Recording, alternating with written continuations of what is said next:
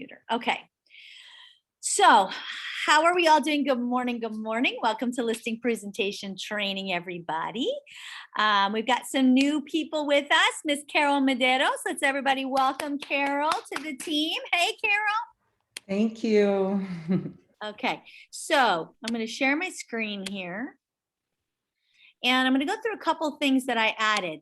First thing we're not going to go through, but I want you guys to see this is here. This is talk tracks. It does not totally follow our new listing presentation, but it's a great way to look through and see the value proposition. This is created by Tracy Eisnagel. And again, it always has, okay, so here's about the extraordinary collaboration with Sotheby's. It says what that really is. And then it'll tell you what it means to the customer. Why should they care?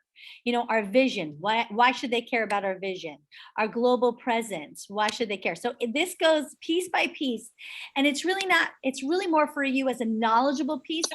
To me, the most important thing in a listing presentation is that you know three things going in. You know, why Sotheby's, right? That's like number one. List tracks is going to help you with that, talk tracks. Why Premier Sotheby's? Right? What is it about Premier Sotheby's that's different? And then the number one thing that you have to come up with yourself, I'm happy to help you. Why you? Right? Why Angie and not Kelly? Right? Why Jules and not Carol? These are all things that only you guys can say that you do differently. So if they worked with you, these are the things they can expect that they can't expect with anybody else. And if I hear anybody say integrity or hardworking, I will strangle you because kill me.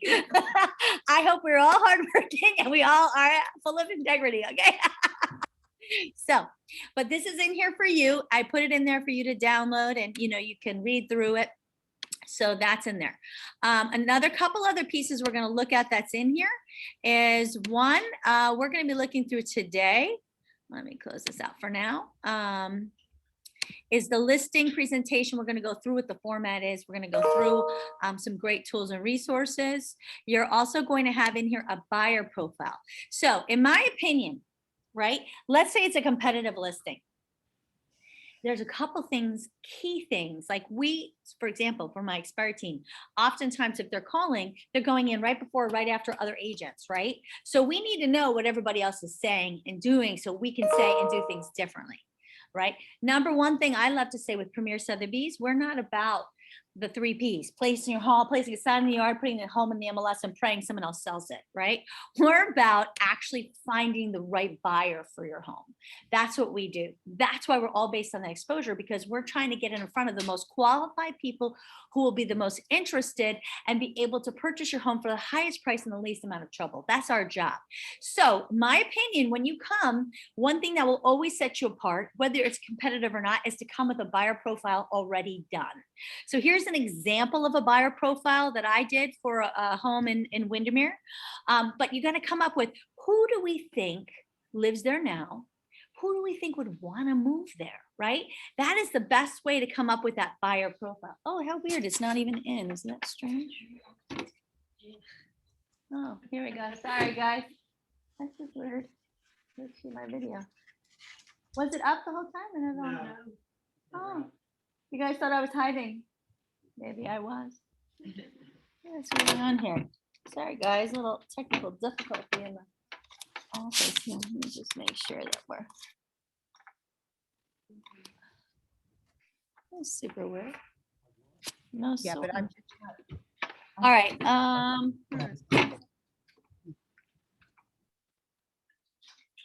can I say? Oh, here we go. It's blacked out instead of coming back. There we go. Sorry, we're back. And I'm doing some sort of freezing. Okay.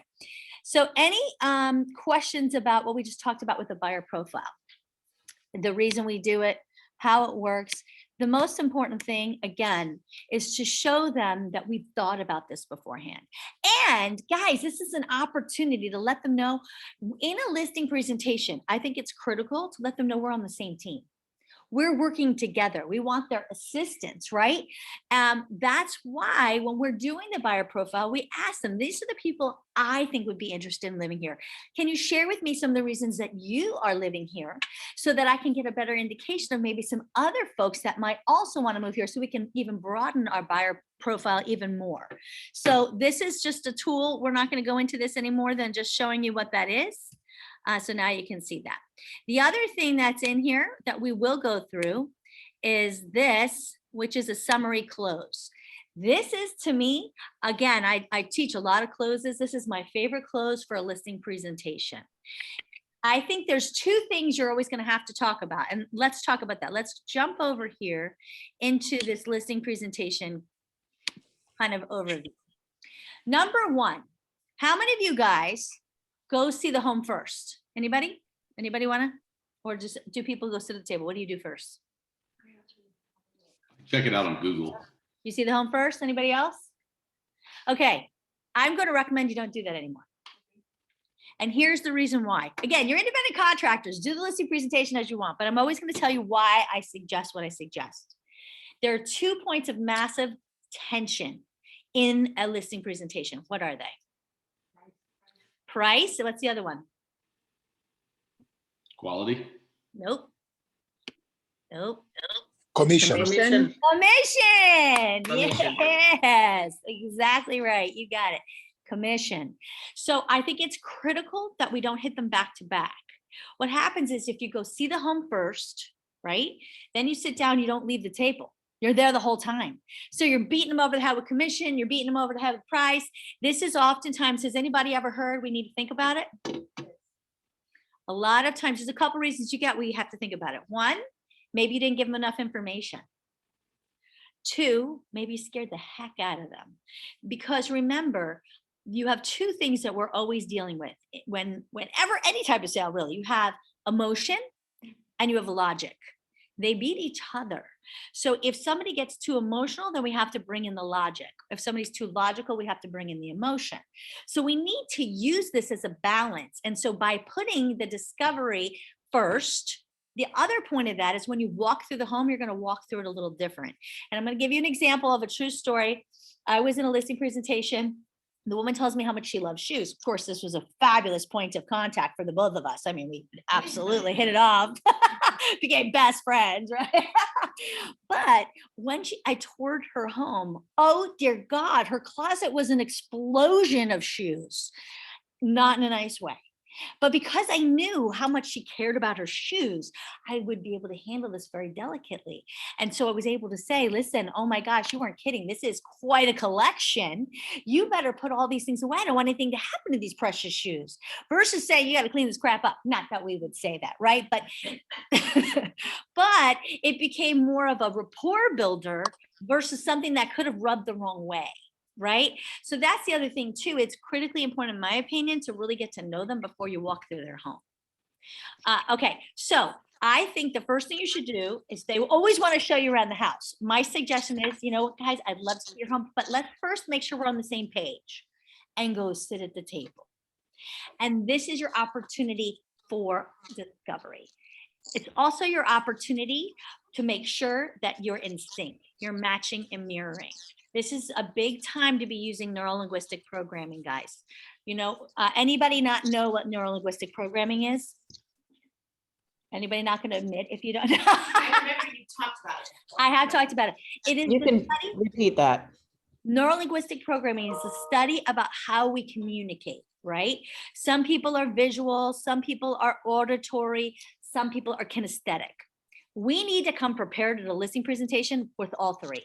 Because the husband could be something, the wife could be something else. We need to be able to connect with them on their level. So there's a lot of people who just come and talk in a listing presentation. Well, guess what? 80% of people are visual. So if you're coming and just talking, you're going to lose all the visuals. They're going to tone you out. So it's really critical that we have something to visually excite them. We do obviously want to talk to people as well. And we need something for the kinesthetics. That's why I always tell you, bring some nice brochures, bring some things for them to touch and feel. We have to make sure that every presentation, we don't know who we're totally dealing with. We come prepared for any type of communication style. So you're gonna have that in your bag, ready to go, right? Now, when you meet somebody, here's the way to actually kind of get in the same sync. It's called matching and mirroring. Tonality, if they're talking higher, you talk higher. If they talk lower, you talk lower. Pacing, if they talk sort of slow, then you talk kind of slow. It's how they take their breaths in between. These are all little simple things that you could be doing that can be not so obvious that you're doing them and really give you an opportunity. So, some people you're just like, oh my gosh, we just hit it off. The people you hit it off with are communicating on your style.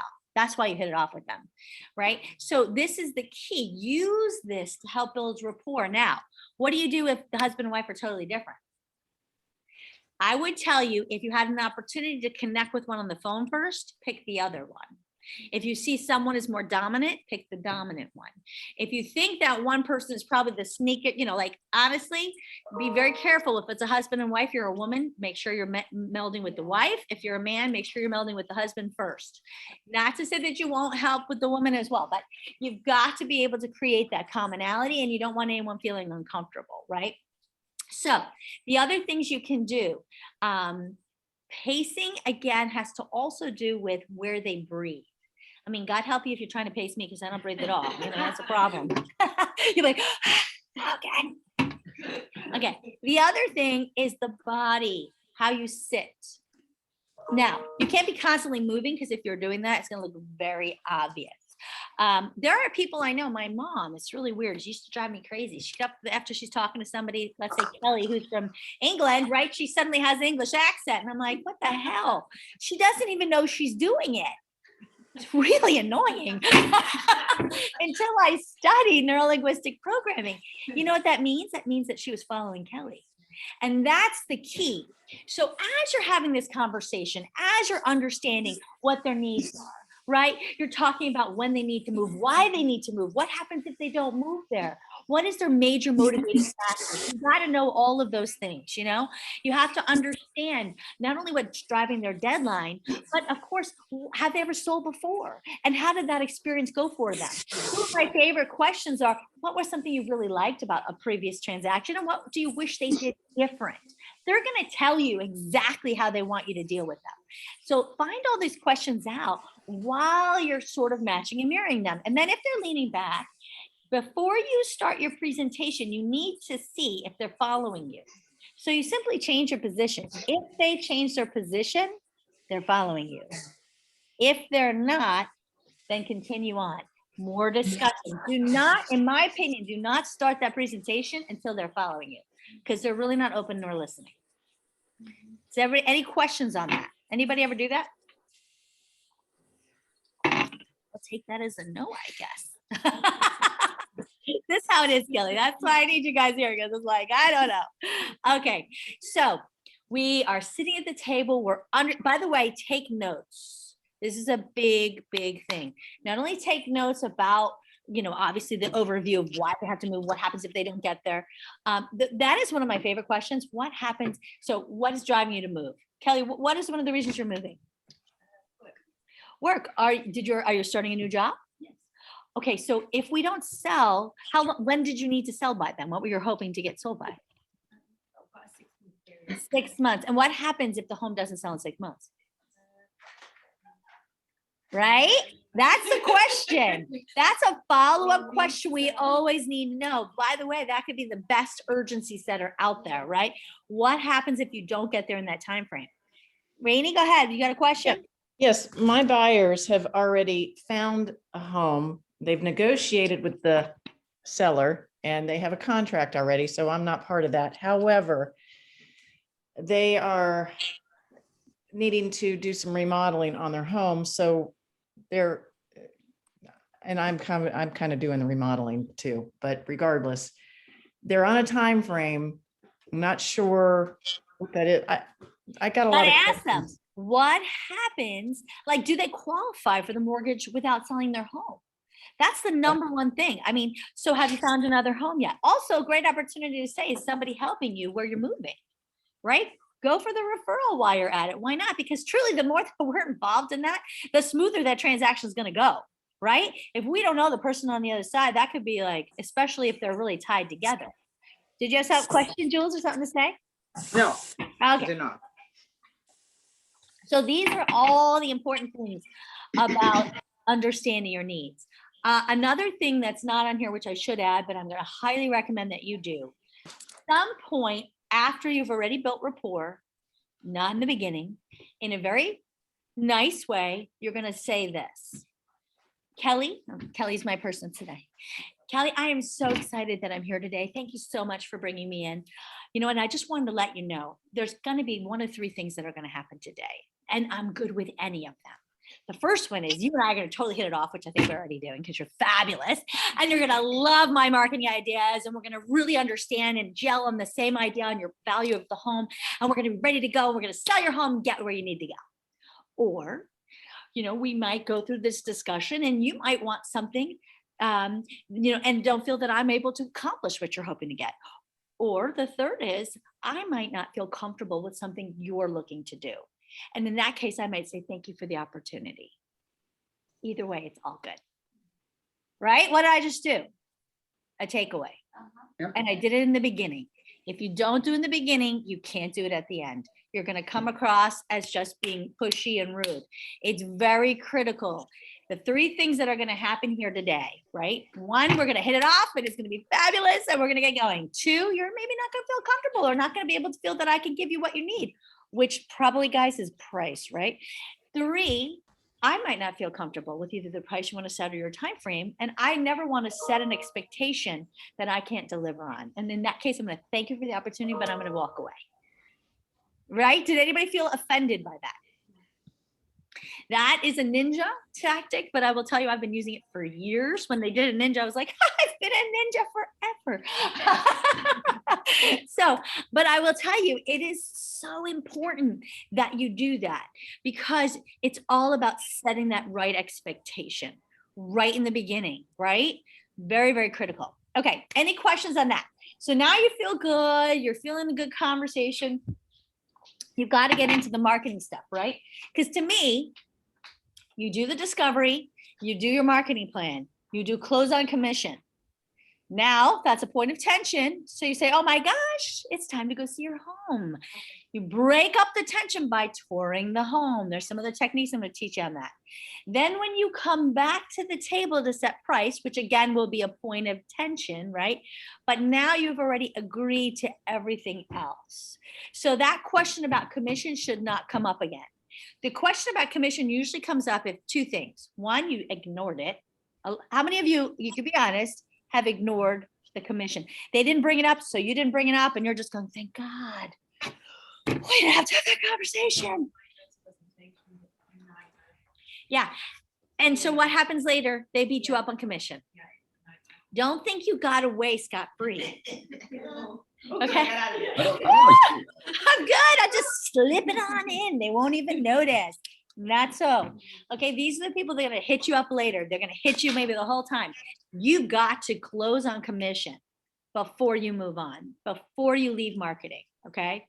And you got to understand, people love to buy things, but they don't want to be sold. So we're going to give them all sorts of options. So I have marketing working on a new form of the marketing plan that gives you the options to add in extra things. So this is what you get for 6%. And when I do these extra things, it's only 6.5%. And if I do these extra things too, it's only 7%. That is coming for you. Marketing's been working on it for me. So I'm really excited about that. And that will help you with that commission conversation. Because that's what it is. It's a conversation.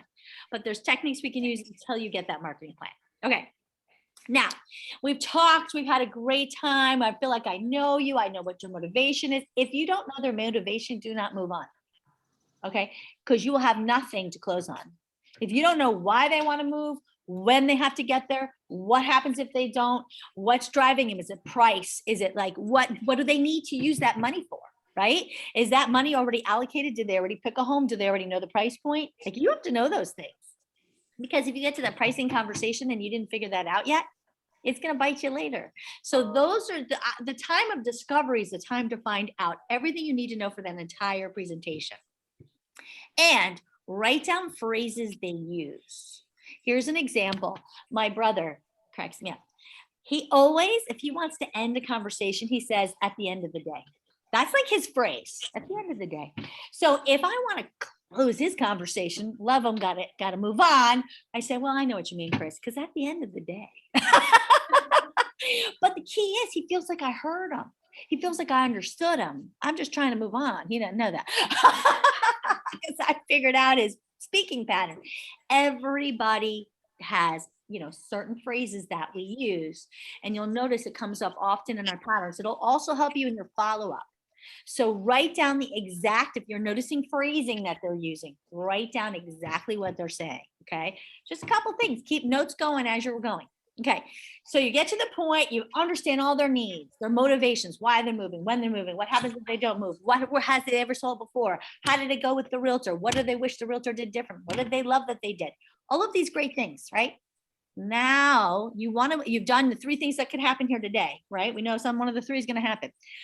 Now we want to go on to the presentation. What I hate is like, boom, here's my laptop. Let's get started. We're now in sales mode. Don't do it. Bad. I personally, my opinion, I prefer a tablet. I have an iPad. I've used an iPad for years. I put the things I want to show them in a photo album. Right? So if I want to show them the list track report, the pulse report, I want to show them some marketing ideas, I want to show them some great photos, whatever it is I have set up, I'm going to have it in my iPad. It's just a photo album because it's so easy to do this. And also if I'm just doing this, it's so open. We're having a conversation. I'm not boom in presentation mode. Okay. So I'm not a fan of the PowerPoint listing presentation, just not. That's me.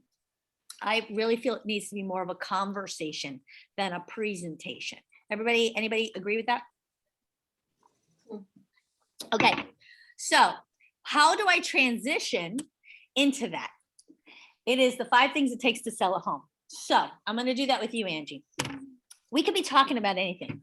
We could be just talking about your dog, and I can't wait till the dog has puppies, and you're going to show me pictures of puppies, and it doesn't really matter, right? Whatever we're talking about. And I can say, it's so funny. People ask me all the time, Carrie, what does it take to sell a home? There's only 5 things. Could you imagine? What do you think the most important, the number one thing is that takes to sell a home?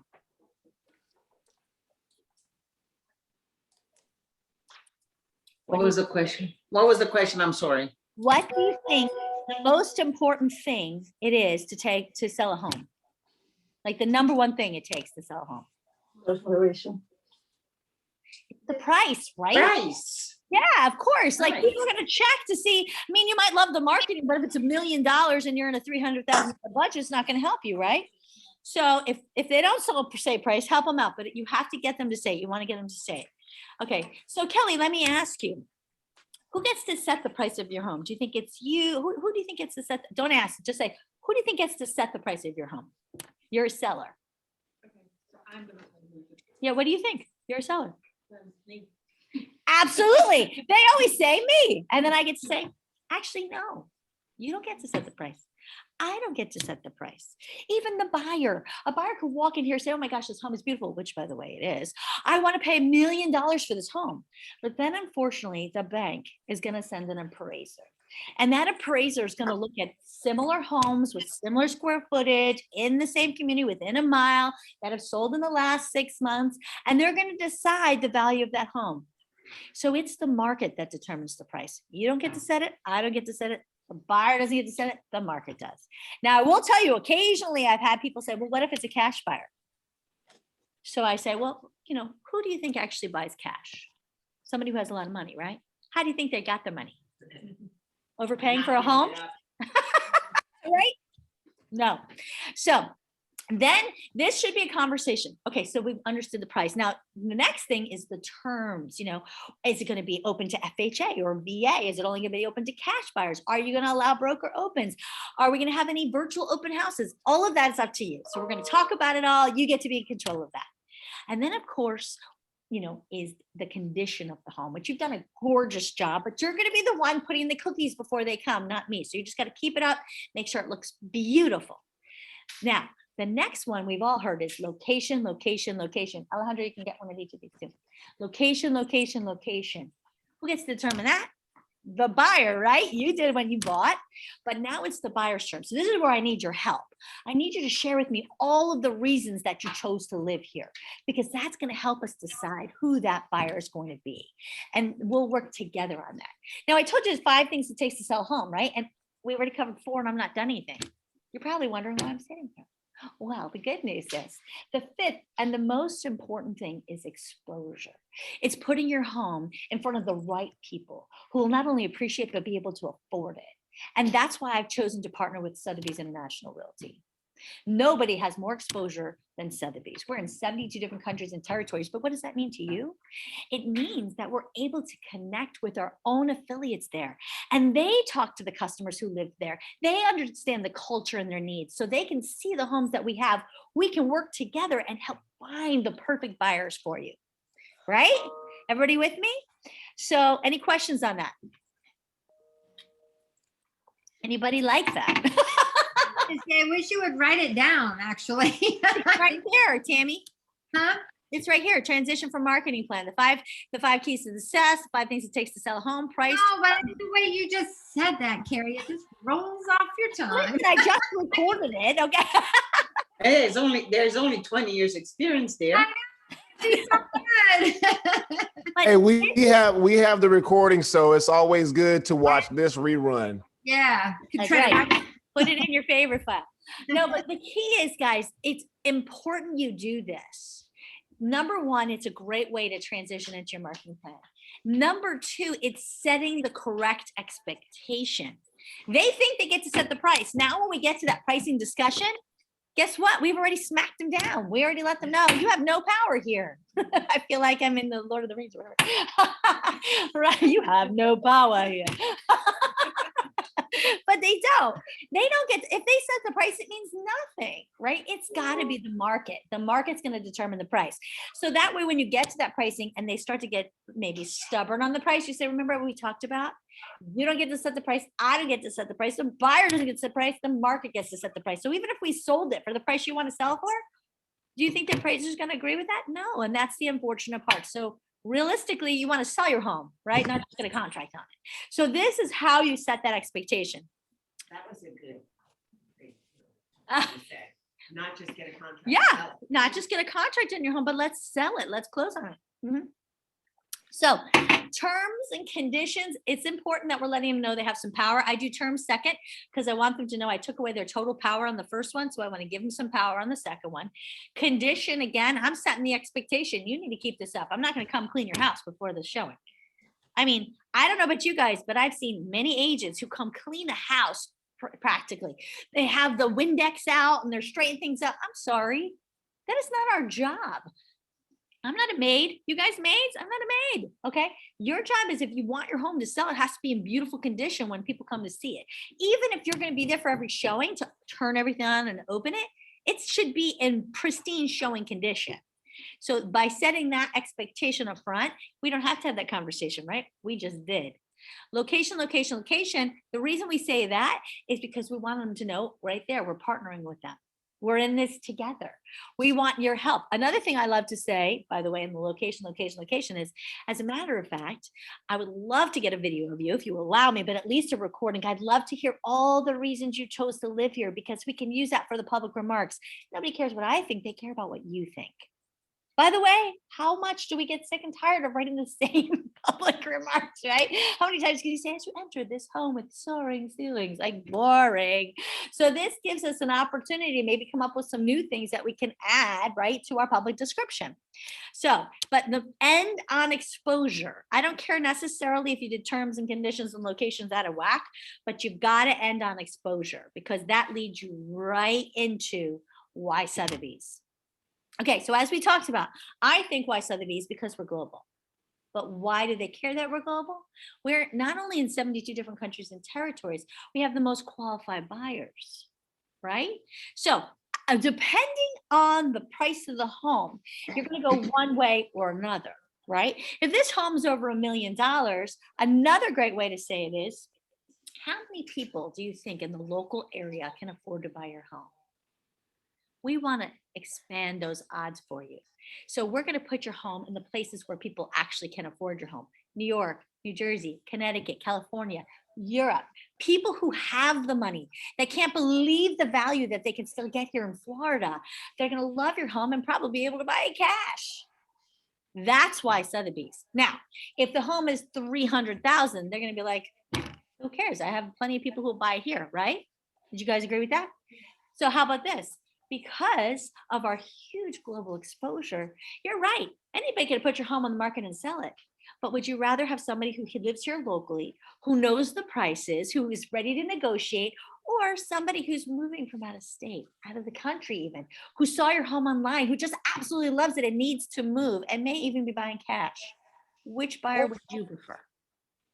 Right? So whether it's 300,000 or 3 million, it's the same value proposition. Being able to offer their home in front of the largest exposure of people who actually can afford to buy the home is critical, right? Does that make sense? Okay, so any questions on that so far? So here's some things that I've written in here. Worldwide exposure, you've got that in here. You can see these are just really for you, different things for you to have to talk about. But I've talked about why Sotheby's, right? That's what I feel. I feel it's our global market. Another one I'm going to talk about is not only are we in 72 different countries and territories, but we actually work with our affiliates who are actually in those countries. These are people who understand the local needs of the market, of the people who live there. They understand the culture. And they can really tell me, we can work together to help find the perfect buyer by them being able to explain it in the proper way to the people that they work with on an everyday basis. Because let's be honest, guys, like let's step back for a second. When I had my international brokerage, I went to multiple countries in South America, totally different each country. Each country is totally different. What was number one in Colombia, I will tell you, was our financing, because Colombian financing for the Colombian, you could say, is not good. What is it, up to 50% if you're lucky? It's really hard to get financing, very hard to use their money. But when I talk about the fact that you can come and use our money here in the United States and only have to put 30% down, people were like, what? I need to buy in America. Now, that wasn't the same for Peruvians. Peruvians had a different aspect of why they wanted to buy. So everybody has a little difference, and that's the nuances of understanding the culture, right? So that's the key thing. And the fact that we can work one-on-one with people who live there, always have stories set up. So here's a good story. Right? And this is Carrie Bellish. I don't think she's on today, but I think she did a fabulous job. This is another one. Not only are we located in 72 different countries and territories, we have a report that we're going to send you every week. That's going to show you who's looking at the home. Where are they? Are they on Apple TV? Are they online? Are they on their phone? All these different things. It's going to tell you the top 100 cities and zip codes across the globe. And it tells us which Sotheby's offices they're coming from. So we had this situation for a home and reunion. It was about 3.5. And we noticed there was a lot of people coming from Zurich, Switzerland. So we reached out to Zurich. And not only did they showcase this in the home of the month, we're the only home that they're showcasing in the United States on their website. Now, between you and I, that's free. They didn't charge us a penny for that. And all of the affiliates that we've ever worked with who are doing that are not charging us a penny for that. But don't tell that to them, right? Because that will help for your commission conversation a little later. Anybody, so you need to have these kinds of little stories. You're not going to use them every time. You're going to know which ones you're going to pull out when, right? But these are things. So again, for me, Sotheby's is the global exposure. It's having the most qualified buyers. Guys, every auction clientele sees every home that we have listed. Do you know what the average net worth of an auction clientele is? 800 million. That's their average net worth. I don't know about you, but I think it's pretty cool that they see all of our homes. Can those people buy a $300,000 home in a second, maybe for a family member or friend, right? They can. And could they buy a $3 million home? Absolutely. So these are the people we want to be in front of. So again, our global exposure and the highest qualified people. Also, we're going to talk about the fact that because we're all about getting your home in front of the right people, Your home is going to be in the Wall Street Journal. It's going to be in Bloomberg. It's going to be in the Jawai in China. It's going to be in the Kai in Japan. It's going to be in Mansion Global in the UK. It's going to be in the Financial Times in India. It really does go worldwide because we know that the folks who can afford to buy your home, we know where they're looking, and we're going to make sure your home is in every location. Right? So do you have to say each one of those things? No, but have them up your sleeve. Those are the key things. Okay. Now, why Premier Sotheby's? Anybody share with me why Premier? Nobody. Why? We're the best. We are totally true. The marketing and the support with the that lady who does all of the like news Ellie Kramer. releases, press releases. Yeah, Ellie Kramer. Yes, yes. Yeah, but we're also largest in Central Florida. We're the largest brokerage in Central Florida. I'm True. sorry, but you cannot compare with anything like that in addition to the global exposure. Absolutely. And guys, for those of you who didn't see my social media post, not only are Yes. we did 7.1 billion last year. We all know that, right? We are not only the second largest affiliate within Sotheby's, we are the second largest affiliate within all of Realogy. Okay. Yep. Realogy is the master brand, right? Underneath has Coldwell Banker, Better Homes and Gardens, ERA, of course, us, right? It has Coldwell Banker's huge. Premier Sotheby's is the second largest affiliate in all of Realogy companies. That is awesome. Now, is a $300,000 seller going to care about that? Maybe not. Is a $3 million seller going to care about that? Absolutely. And this is why the more you know about us, if you need to pull that fact out, right? You know, your home being $3 million, we don't have that many people here, of course. But imagine in a company like ours, the second largest affiliate within all of the Realogy companies. Imagine the spans that we have to get your home in front of the right people. Right? It's all about that. Okay. To me, though, again, to your point, Emily, the number one thing about Premier Sotheby's also is our marketing team. We don't rely on RPR and Cloud CMA and MLS to come up with your marketing so that your home looks like every other home. We have our own internal marketing team that will create all these customized pieces for you to showcase your home in the best light. Within hours of going on the MLS, an e-blast to all the top agents they'll receive it, as well as our database. We'll be able to host beautiful virtual open house events with the collaboration of our company and with Sotheby's. We'll also be able to create gorgeous lead capture on our websites. Your home will have its own website so that people can click and see and come get more information, and we'll know exactly who they are. So we'll be able to follow up with them, right? It's all about that marketing. And you know what else is great? Every home, now listen, 350 and above, this is the only time 350 means anything, will be printed in the Orlando Sentinel. Online, doesn't matter price point. 350 and above gets printed on the Orlando Sentinel. People think that that is great. They think it's going to sell their home. Is it? No. But is it going to get us more listings? Yes.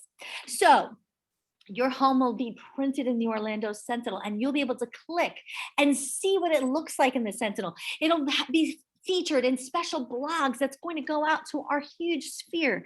And you'll be able to see, because every week you'll get a report from us that's telling you exactly what we're doing. You'll see how many people are clicking on your website. You'll see how many people are looking at the pictures. You'll see all the information about how it looks online in the blog and what it looks like in the Orlando Sentinel. And when we do a virtual open house, you'll be able to see all of that. Now, I like to show all this virtual, and we're going to look at this in the end. But right now, this is the concept, right, guys?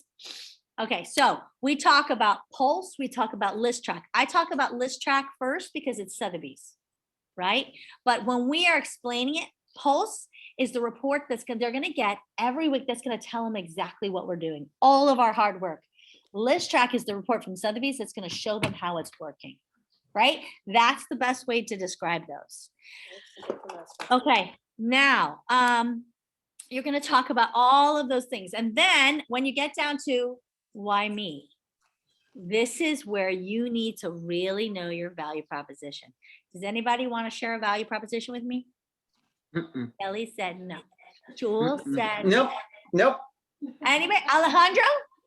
I will take. Okay, okay, okay, let's do it.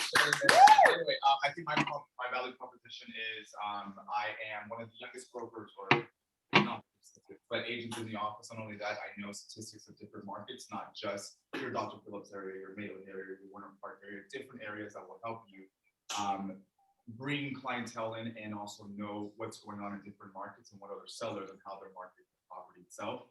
Using our resources at Premier Sotheby's, I'm also able to see what other agents are doing and able to kind of know our competition as far as what we need to do to get your home first and get your home sold. I would. Okay, good try. I like it. Okay, I'm going to add to it though. If you want to say that you're the youngest, I have no problem with that. But I would add, not only am I one of the youngest successful realtors, but additionally, I think it's because I have studied generational selling. I understand the need and how other people communicate. So I'm able to communicate with people no matter what group they're from. And because I'm also Spanish, I am bilingual. I am also licensed in Panama.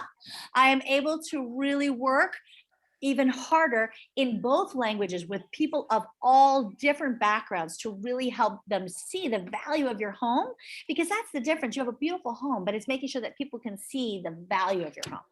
What do you guys think about that? Tweaked it a little? Like it a little better? Okay, anybody else want to try a value proposition? Mm-mm. Cool. We're gonna work that one for you. You're like, I'm not muted. Nobody else. Everybody's like gone ghosting on Sure. me. Oh, who said yes? No. Who's gonna Oh, go? I did. Oh, yeah, it's Emily. Good, Emily, let's go. So, I would let them know that I've moved like 29 different houses in my life. And so I really know how to think like a buyer and to get Right. inside of what people are going to be looking for.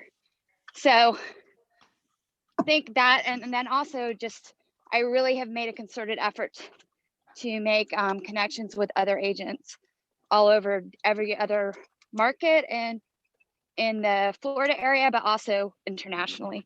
So I love that. So if I were you, I would lead with relocation is not only a specialty of mine, it's been my life. I've lived in 29 different areas, different countries, in fact. And I have learned not only what people need when they're moving, and it will help you, of course, in your next destination, but what to look for when trying to find the right buyer. And because I've been in so many different areas, countries, cities, states, I've been able to create invaluable networks that I still am in contact with today to make sure that I'm getting your home in front of the right people, not only here in Florida, not only here in the US, but internationally as well. What do you think of that? Right? fabulous. Thank you. Yeah. Welcome, welcome. Okay, so anybody else who wants to try, you're welcome to. If not, we'll move on and I'll be happy to do this one-on-one with you, but you've got to I'll know. the try value. it. Okay, let's hear it. This is the Tony half of Tony and Sherry, in case anybody didn't know. But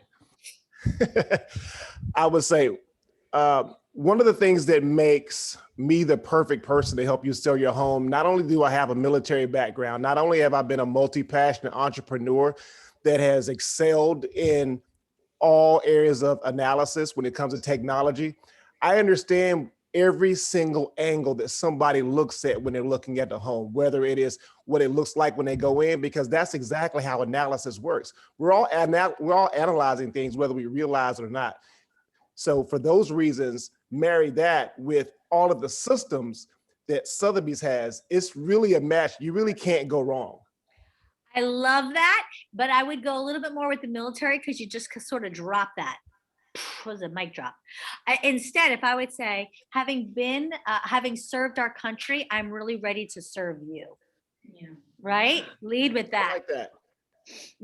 Again, it always has to have the why. Why should they care behind it? And having been a successful entrepreneur, I look at things differently. I understand the need to analyze all parts of it. And I understand that when a buyer is looking at a home, they're really analyzing not just the kitchen, not just how the home works, but how are they going to live there? what's going to happen in terms of their utility costs, where are their kids going to go to school. So it's about putting the whole picture together and be able to give them the information in bite-sized amounts so they can understand it and really value the same things that you value in your home, right? That's Love great. it. Anybody else want to give it a shot? Mm-mm. Okay. Okay, no worries. All right. So after you do that, right, then you ask them, I like to go through, I will show this to you really very briefly. Let's see, it's on Chrome. Let's go here to my website. Oh, that's my hub. I recommend that everybody have something like this. This is a really good little tool to put on your iPad. And it's going to take a moment, so I'll just wait patiently like I do. Nobody else wants to try a value proposition while we're waiting? No? No? Mm-mm. All right. Are you Dr. Phillips or Lake Nona? Dr. Phillips. So you cannot even complain about the Wi-Fi. No, I know, it's really slow, right? What's going on? I know, Lake Nona, what the heck? It's like crazy over there. I'm going to add something real quick, just because I'm dealing with it right now. My sellers have verticals in their windows. Uh-huh. They've just put a new $20,000 kitchen in their house, which upgraded their entire home.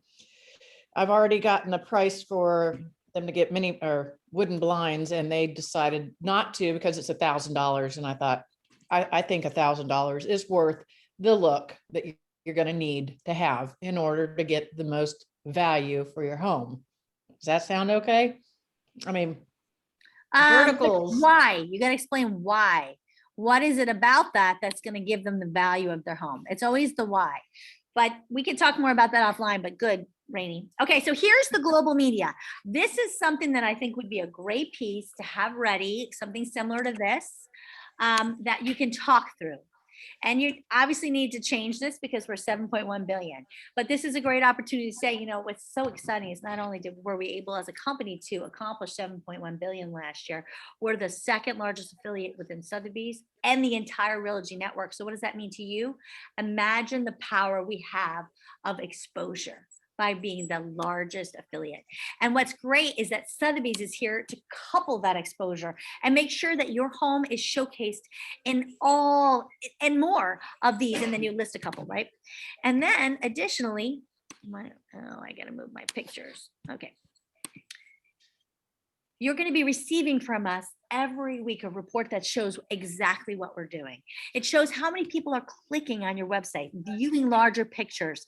It's going to see where are they looking? Are they on Apple TV? Are they on homes.com? Are they on Trulia or Sotheby's website? And then you're going to be able to click and see your home showcased in the Orlando Sentinel, all of these different locations, as well as who's looking and who's been seeing your home. And here's some of the ones that we go into. So for example, you'll be able to see your home in the James edition, but I want you to understand why we go in the James edition. Did you know that there's almost 6 million page views of the James edition alone? And the most of those folks, the average income of the household is $250,000. Would you like them looking at your home? Additionally, we're going to make sure that you're in the New York Times, because not only are they almost $382,000 household income, they are in more countries. If you notice, not just the United States, they're being seen all over the globe, including Spain, Italy, Malaysia, Japan, Taiwan.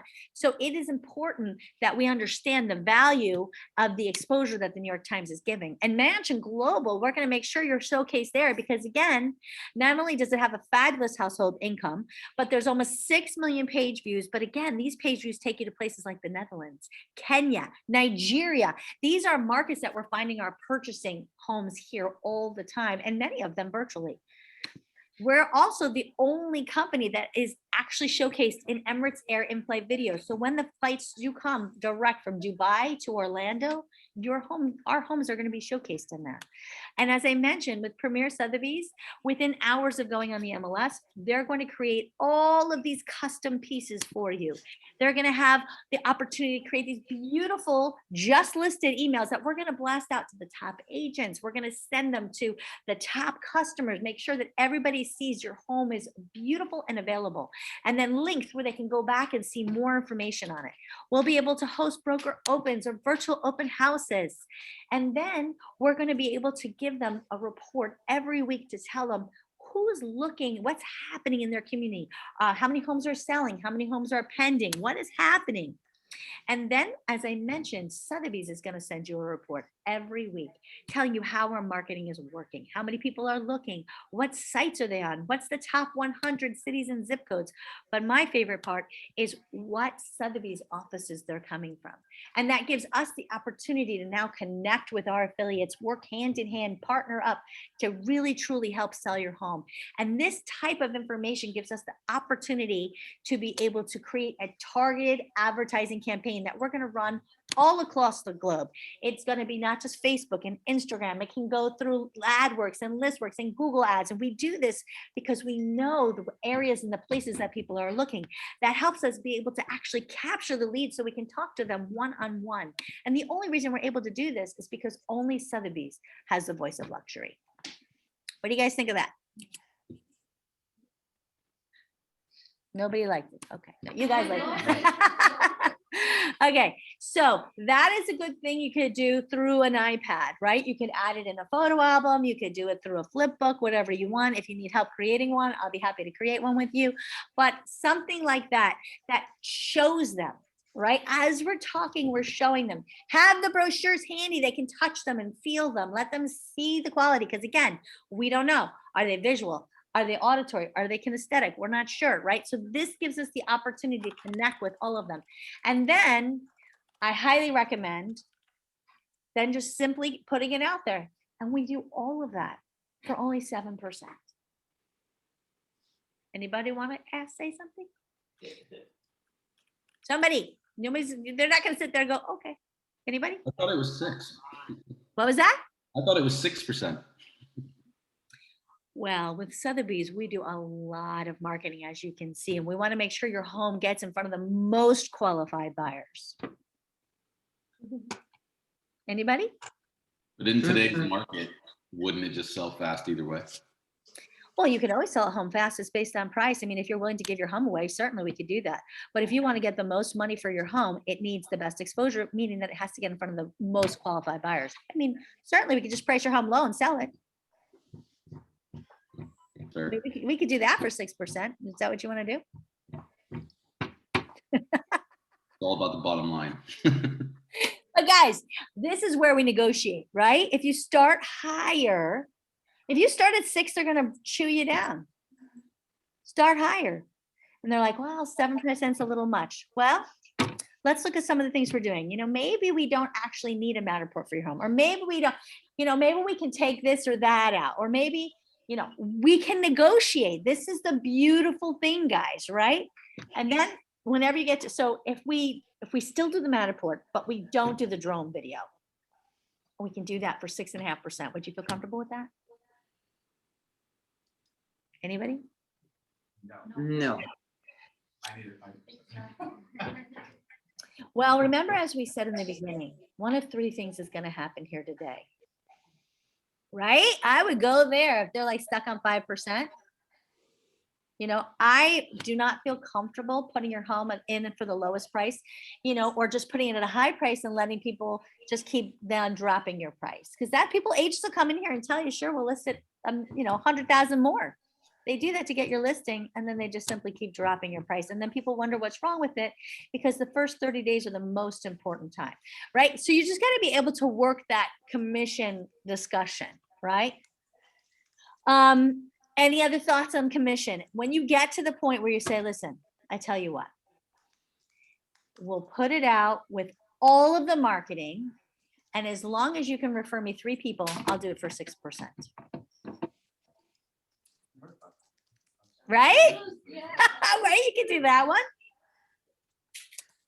Well, there's also the negotiation when they start talking about commission, and if you back down and put a 5%, they're gonna like, so you're not gonna barge. It was like, I do not know. Do you want a qualified person to negotiate the price of your house? That's what I'm doing right here. If I cannot negotiate with you, how would you think that I'm gonna negotiate with the other realtor? Exactly. I love that. Yeah. Jackie Leventhal, she does a great one. They'll say, hey, will you do 5%? And she says, you are so smart. Oh my gosh. I love that. You know that the most important tool and resource that I must be able to encompass is negotiation. So you're testing my level of negotiation. Well, if I can't even negotiate my own commission, how the heck am I going to, negotiate your house? Of course I won't take 5.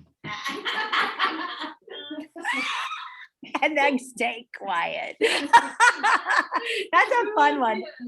That's good. Yeah, they have to ask you though. That's like they ask you, would you take 5?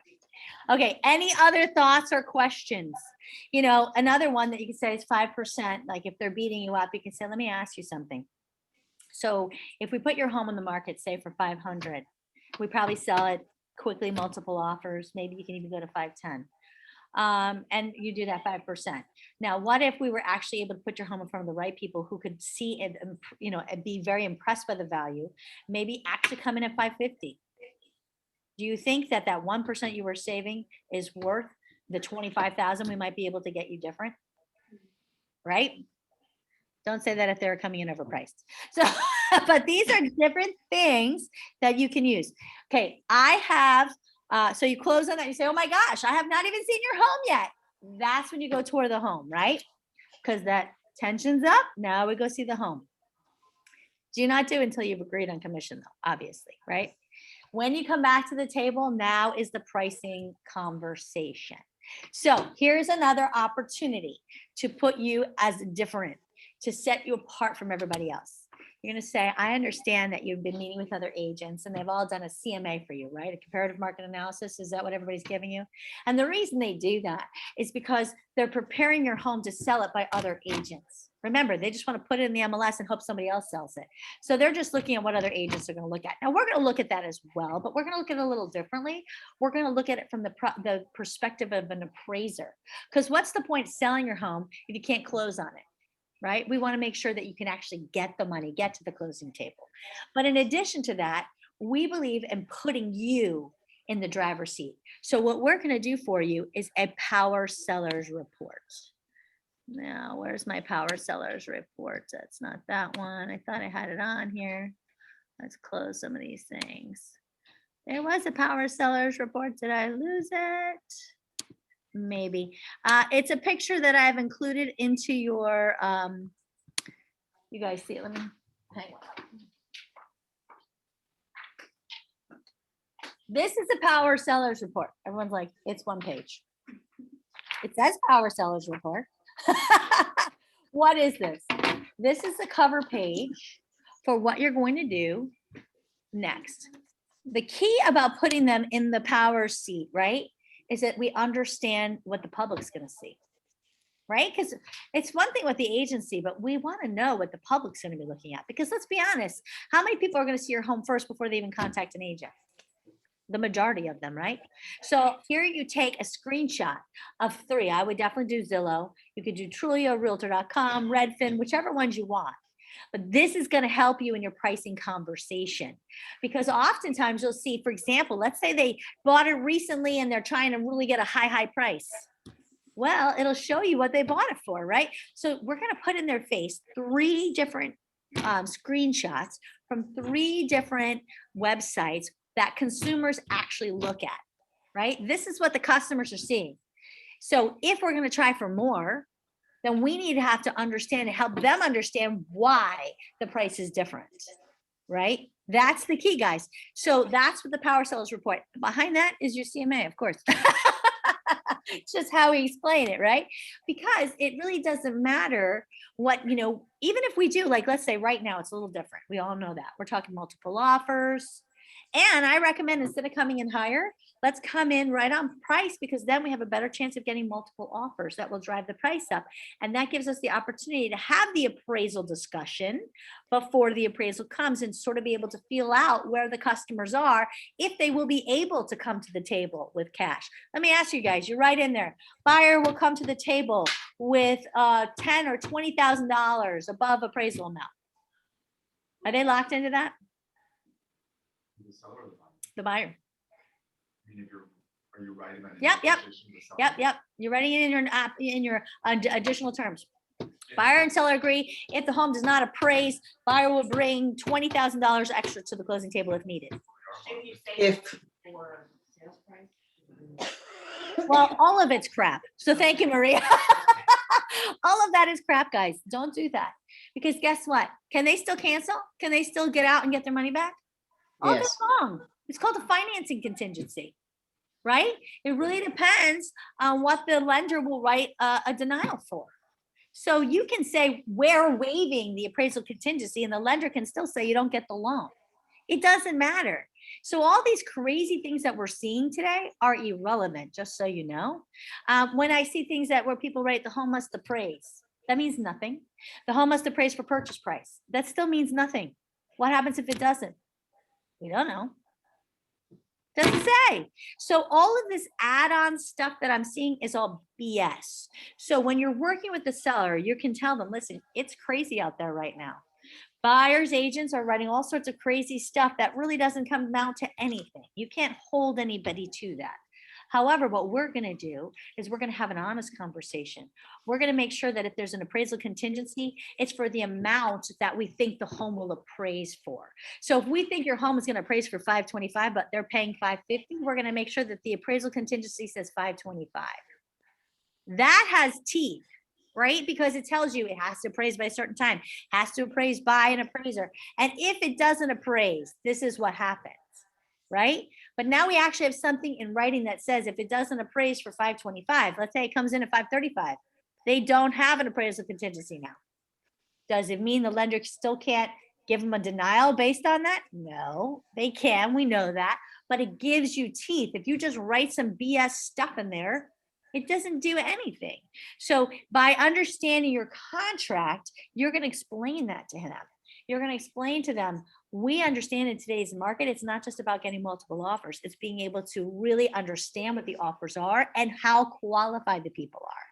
And then we understand contracts.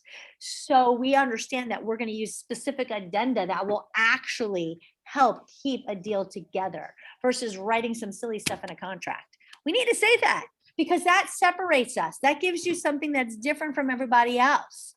Does that make sense? Okay. Any other questions about, so we get to price because we're kind of cutting it close. I just want to jump to the end. Now we need to close. And so this is what I love. It's the summary close. And anybody who's been with a builder knows the summary close. You start with the area, then you go to the community, then you go to the home, and then you go to the home site. That's the idea of a summary close. Bigger, small, small, small. So in a listing presentation, you start with the marketing plan. I am so excited. We're going to take your home worldwide. We're going to make sure we do the Matterport. We're not going to do the drone. And I'm going to do all of these things. We're going to do a broker up. We're going to do a virtual open house. We're going to do it all for 6%. Don't tell anybody because they're all going to expect me to do the same. And you know I won't be able to. So that's between us. And you rate 6%. Now, the price, terms, and conditions, I feel very comfortable that we're going to open with a price of 1.25. And if we haven't had at least 10 showings and one offer in the first 2 weeks, we're going to drop the price here. Write that down, guys. That also should go on the listing appointment, right? And if you're going to put FHA or VA or whatever you're doing, right?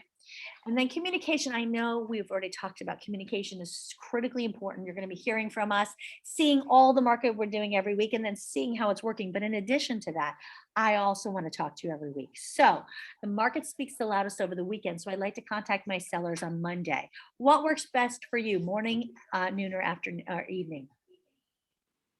Evening, great. Do you prefer a phone call, an email, or a text? Text message. You are my favorite owner right there, right? Ask them those questions. If you don't, and you're texting them and they don't like text messaging, hello, baby boomers hate text messaging, right? So you're going to feel that then you're not connecting with them, that there is no communication, even though you're like, I texted you a billion times. If that is not their method of choice of communication, they discount that. Right? Emails. If you don't like to email, if it's a millennial, don't be emailing the millennial. They're not looking at that. They're worse than me, right? So don't email them, right? This is why you got to ask them, what is your method of communication of choice? Beautiful. Okay. For the record, I am a millennial and I do check my emails. Well, for the record, I'm a Gen X. We're supposed to be emailers, and I'm a text messenger. So there you have it. But the difference is too, I'm a driver, right? I'm a high D. I want short bullet points. I don't want the whole friggin' story, right? So it also depends on that as well, your personality type. There's so much that goes into communication. And this is why it's important to set that expectation at the listing presentation. Okay. And then my favorite, the only thing left to talk about is when do you want to go live? Some people think Tuesday, give you time to build up. Other people say Thursday, hit them over the head and boom, whammo, right for the weekend. Which would you prefer? Monday. Are you sure? Guys, it really doesn't matter what day. It's all irrelevant. It's about picking an alternate choice close. Some people like to use the sign in the yard. Where you want to put the sign in the yard, don't do that, because that goes into a whole well, the tree is over here, and then people don't go there. Do something that doesn't matter which day to go live. Does it matter what day to go live? No, it's whenever you're ready, right? So who cares? But you want them to pick an alternate choice. They always ask. I don't think I've ever had anyone, definitely never had anyone pick a Monday, but people always say to me, Carrie, which do you think? Then I base it on my week, right? Whichever one's going to work better. And then you take out your phone and you start saying, okay, so if we're going to go live on a Tuesday, we're going to need photography, and you set that up. That is the point, and have them sign. Here you go. Are we in a listing conversation right now? Are we in a effective listing agreement? No. Do people think we are? Yeah. Yes. That's the value of this. Now, I also recommend always having a printed copy of your listing agreement, having it ready, already preset in your dot loop that you can pull out of your laptop or your iPad or what have you. Make sure all those things are set too. But a lot of times what happens is we head home, right? And then we send it to them. Now, if they're a seller, I also recommend having the conversation about which type of contract they want to accept, right? That's critically important too. Today there's really in our area 2 contracts that are widely used. One is called an as is and one is a standard residential contract. The difference between the 2 is one, you're buying the home as is, but unfortunately it's not really used like that. What happens is they have an inspection period. Could be 7, 10, 15 days, whatever the case is. That means that they can have an inspection or they don't have to. And if they choose for any reason that they don't want to buy your home, they can cancel for any reason and get their money back. The other contract is where we actually put down how much you'd be willing to pay if after an inspection by a licensed inspector shows that there's actually working condition problems in general repair or wood destroying organisms or permits, then you've already pre-decided, okay, I'll pay $500, $1,000, whatever that case is. And that way we can progress to closing. And if it comes back that it's different, it costs more, maybe you didn't know you had polybutylate piping, God forbid, then it's okay. We have a conversation and we can say either you pay it or they pay it, or maybe you split the difference. And if you can't come to terms, then of course we'll cancel, they'll get the money back and we'll move on. Which would you prefer? The contract where you pre-negotiated everything or the cancel for any reason? Which seller will ever say as is? Anybody? Never. No. The other thing is if it's a home with an older roof, 15 years, God help you, that's like a dead roof these days, right? If you use an as-is contract, it's going to come up and they're going to ask for a new roof, right? You're going to know the age of the roof before the listing appointment. So in that instance, you're going to say, I recommend highly that you go with the residential contract, because in the residential contract, unless your roof is leaking, do you have any leaks or is it structural damage on your roof? No, it's good. Guess what?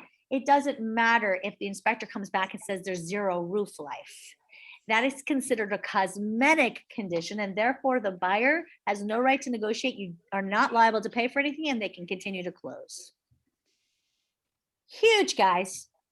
Huge. Now, conversely, if you have a home that where you're buying the home and it's got a old roof, go in with an as is. But on the sell side, there you have it. Okay. Any questions about anything we covered? We're about 9 minutes over. Yes. Okay, hit me.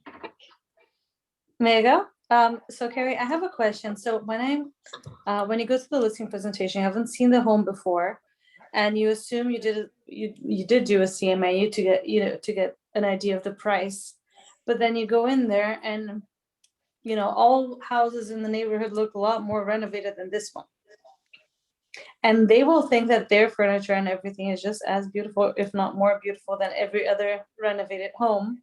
Just happened to my to the sellers I just closed on. So what do you do in that situation? Because it's hard to set a price before. So there's two ways you can do it, right? The market Mhm. moves super fast. So in today's market, I can say, listen, after seeing your home, and I know that there's going to be a lot of people who love your location, who love your floor plan, blah, blah, blah, right? However, I also know that some of your neighbors have really renovated their homes already, which could be a plus or a minus. So I suggest we can start at this price. And if we haven't had at least 20 showings and 2 offers in the first week, we drop the price, right? That's Okay. what we do. Or especially if it's a higher price, I would say, I think what would be best for your home to get the most value is for you to have an appraisal done. This way we can use the appraisal in the MLS to help build the value.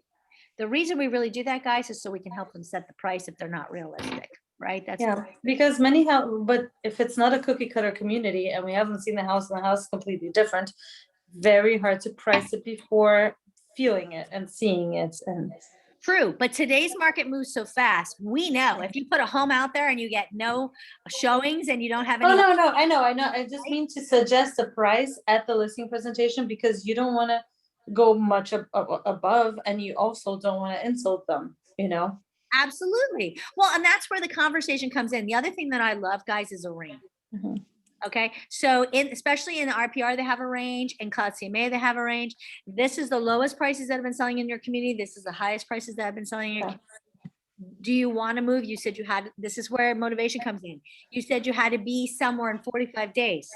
Are you willing to lose the time and possibly not sell your home? Because if that happens, remember we talked about, if you don't sell, what's going to happen? Are you going to have to rent somewhere else, right? So that's Yeah. where you have that conversation. If you did not talk about what happens if you don't sell your home, you don't have that opportunity to help set that price. But good question. Okay. Anybody else? No. Carol, are you coming on? No? Looked like you were going to say something. Did anybody learn anything? No? Nobody? Yes. Lots. Okay, great. Well, I will be happy to work with you one-on-one for your value proposition. It is critical you understand what your value proposition is. Again, there are 17,000 realtors in Aura. Did you know that? 17,000 and more joining every day. Ralska's about 4,500. Osceola has about 5,000.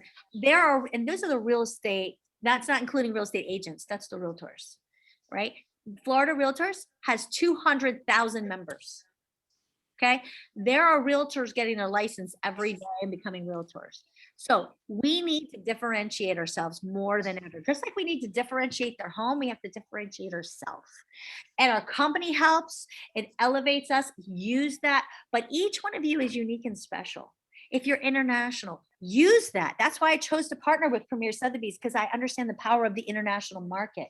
And this way I can partner with our partners down in Brazil at Bossa Nova, and I can partner with our affiliates in New York City, and I can right? Like, let's talk about the value that each one of you has. If you have a background in new homes, amazing opportunity, right? Because you understand that a lot of times the point is it's not even your neighbors that are your competition, it's the new home community. So having had years of experience with new home construction, I know how to definitely point out the value of having the landscape, of having an opportunity of a cul-de-sac. When can you get a cul-de-sac home anywhere, right? It's knowing what you know well and being able to explain that value in a short, concise manner. It's like a little elevator speech, right? If you will, 30 seconds, like that's all it needs to be. But it's how your experience is going to help you sell differently. For example, my value proposition I always use is, as a professional opera singer, not only do I have the opportunity to speak 6 different languages, I've also worked in multiple different countries with my own international brokerage. So I understand not just the language, but how the culture, because each different country is different. And that enables me to help get your home in front of the most qualified buyers and show them in their eyes how your home would really work for them. Right? So it's all about, yeah, but I always use that, and I usually just use the artistic avenue because I have the artisticness. I look at the home in a different way. I look at it as a whole harmonious thing, and that's how the buyer is going to look at your home, especially those who are buying online. So these are the things that, you know, think about what you do differently, why you. And I want each of you to send me your why you this week by Friday. Can you do that? Oof. I know. Listen, we can hone it and make it good, but just send me even bullets about things that you do differently, right? If you work with Teresa, it's different than Jen. It's different than Elsie. So, you know, this is why we need to be able to explain that. We're all Sotheby's. We're all Premier Sotheby's, but we're each unique and special. So I'm excited to have spent today with you. Thank you all. And I look forward to working with you more, really honing your presentation. Have a great Thank you, day. Carrie. Bye. Thank you. Thank you. Thank you.